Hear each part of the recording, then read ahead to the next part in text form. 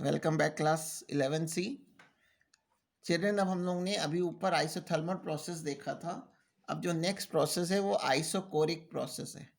Iso means होता है same और कोरस वर्ड आता है वॉल्यूम के लिए। तो अगर कोई प्रोसेस ऐसा है जिसमें गैस का वॉल्यूम कांस्टेंट रहता हो तो ऐसे प्रोसेस को हम लोग क्या कहते हैं? Isochoric process. तो during the process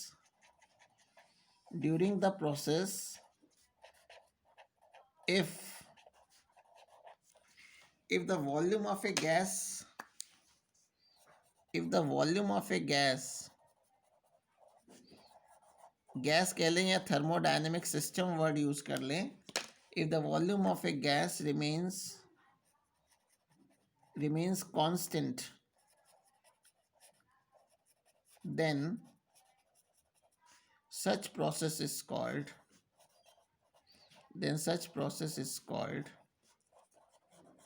an isochoric process. तो आइसोकोरिक प्रोसेस में गैस का वॉल्यूम कांस्टेंट रहता है। That is, in this process V is constant. V की वैल्यू कांस्टेंट होगी, और जब V कांस्टेंट होगा तो चेंज इन वॉल्यूम ज़ीरो होगा। देयरफॉर वर्क डन, अगर मैं वर्क डन की वैल्यू निकालूं तो W का फॉर्मूला होता है P डेल्टा V, और वॉल्यूम कांस्टेंट होने से वर्क डन की वैल्यू ज़ीरो हो जाएगी। ठीक है, इसमें मैंने इक्वेशन 1 का यूज़ कर लिया। और इस केस में अगर मैं first law of thermodynamics apply करूं, फर्स्ट लॉ ऑफ थर्मोडायनेमिक्स अगर मैं now by first law of thermodynamics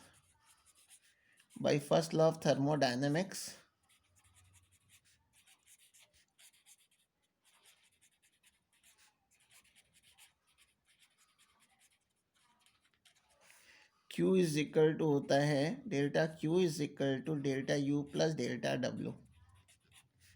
तो इसमें हम W की वैल्यू तो ज़ीरो हो जाएगी, तो since delta W is equal to zero in isochoric process, तो हम रख दें देयरफॉर डेल्टा Q की जो वैल्यू होगी वो डेल्टा U के इक्वल आ जाएगी। यानी गैस को जितनी भी हीट देंगे वो पूरी की पूरी हीट गैस की इंटरनल एनर्जी को बढ़ाएगी। इंटरनल एनर्जी को बढ़ाएगी यानी टेम्परेचर को बढ़ाएगी। In this process the total heat given to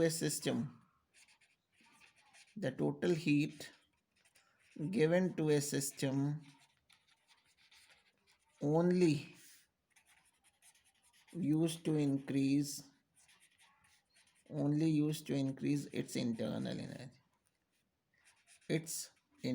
energy कि पूरी की पूरी हीट गैस की इंटरनल एनर्जी बढ़ाने में यूज होती है। ठीक है, और चेंज इन टेम्परेचर अगर निकालना है, क्योंकि इंटरनल एनर्जी टेम्परेचर डिपेंडेंट होती है। इंक्रीज इन इंटरनल एनर्जी या कह दीजिए कि इंक्रीज इन टेम्परेचर भी कह सकते हैं, क्योंकि आइडियल गैस की जो इंटरनल एनर्जी होती है टोटली टेम्परेचर पे डिपेंड करती है। और इंक्रीज इन टेम्परेचर अगर निकालना है तो आप उस केस में ये फॉर्मूला यूज़ करेंगे म्यू CV डेल्टा T। ठीक है, तो ये प्रोसेस था आइसोकोरिक प्रोसेस। अब थर्ड प्रोसेस है साइक्लिक प्रोसेस। साइक्लिक प्रोसेस में गैस डिफरेंट स्टेट से होती हुई फाइनली अपनी इनिशियल स्टेट पे लौट आएगी। तो साइक्लिक प्रोसेस में क्या होगा कि कोई भी गैस जो है डिफरेंट प्रोसेस से होती हुई डिफरेंट स्टेट से होती हुई फाइनली अपनी उसी इनिशियल स्टेट पे लौट आएगी। जब अपनी इनिशियल स्टेट पे अगर लौट आती है तो अगर मैं चेंज इन इंटरनल एनर्जी निकालूं,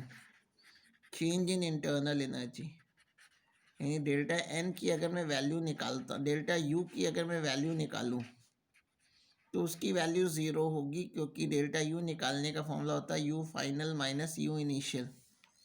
और फाइनल इंटरनल एनर्जी वही होगी जो इनिशियल होगी, क्योंकि गैस फाइनली अपनी इनिशियल स्टेट पे लौट आएगी। तो हम ये कह सकते हैं कि डेल्टा यू की वैल्यू 0 होती है in case of cyclic process. Therefore by first law of thermodynamics, bye first law of thermodynamics, अगर थर्मोडायनेमिक्स का मैं फर्स्ट लॉ यहाँ अप्लाई करूँ तो देखिए क्या होगा, delta Q is equal to होता है delta W plus delta U. तो इसमें भी डेल्टा यू की अगर मैं वैल्यू को 0 रख दूं तो यहाँ भी डेल्टा क्यू की वैल्यू डेल्टा इक्वेशन 1 का मैंने इसमें यूज़ कर लिया। तो साइक्लिक प्रोसेस में भी देखिए जो टोटल हीट यूज़ हो रही है वो वर्क करने में यूज़ होती है। और एक और हम लोग ने पढ़ा था आइसोथर्मल प्रोसेस। आइसोथर्मल प्रोसेस में भी जो टोटल हीट हम दे रहे थे वो वर्क करने में यूज़ हो रही थी, इंटरनल एनर्जी नहीं बढ़ा रही थी।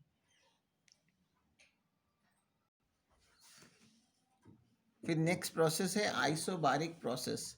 आइसोबारिक प्रोसेस क्या होता है, इस प्रोसेस में क्या होगा, गैस का प्रेशर चेंज नहीं होगा। If the pressure of A thermodynamic system, if the pressure of a thermodynamic system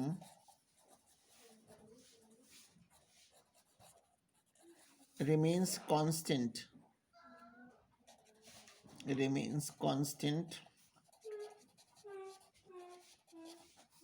during the change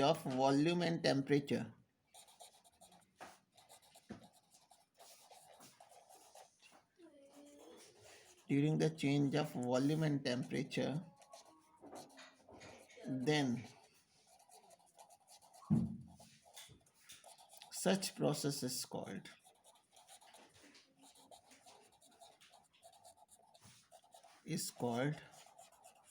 an isobaric process.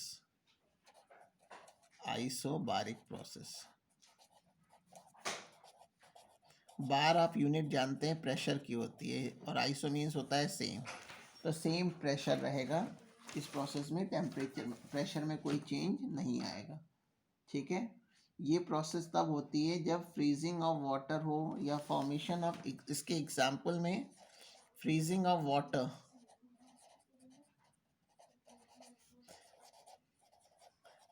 या फिर फॉर्मेशन ऑफ स्टीम, यानी जब स्टेट चेंज होता है, फॉर्मेशन ऑफ स्टीम। तो ये याद रखेंगे कि इस प्रोसेस का यूज़ हम कब करते हैं, जब चेंज आ रहा हो, किसमें, स्टेट में चेंज आ रहा हो। और इस केस में अगर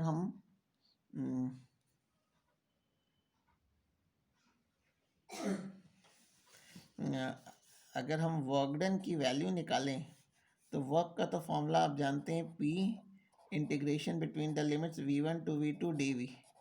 dV मीन्स 1 dV, 1 dV का V हो जाएगा और यहाँ पे V1 to V2, तो ये कह सकते हैं P V2 माइनस V1। ठीक है, और इसमें अगर हम लोग आइडियल गैस इक्वेशन निकाल लें तो P V2 की जगह रख सकते हैं म्यू R T2 और P V1 की जगह रख सकते हैं म्यू R T1। तो यहाँ से म्यू आर कॉमन आ गया, T2 माइनस T1। इसमें जो म्यू है वो नंबर ऑफ मोल्स को बता रहा है, तो यहाँ पे आप देखिए टेम्परेचर में चेंज होता है, तो ड्यूरिंग द प्रोसेस टेम्परेचर में चेंज हो रहा है, बस प्रेशर कांस्टेंट रहना चाहिए, इसलिए हम ये कह सकते हैं गैस की इंटरनल एनर्जी तो चेंज होती है। ठीक है, तो in isobaric process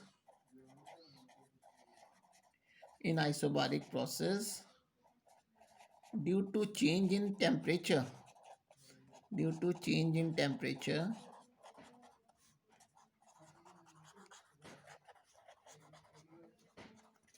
internal energy of a gas changes, gas की इंटरनल एनर्जी चेंज होगी।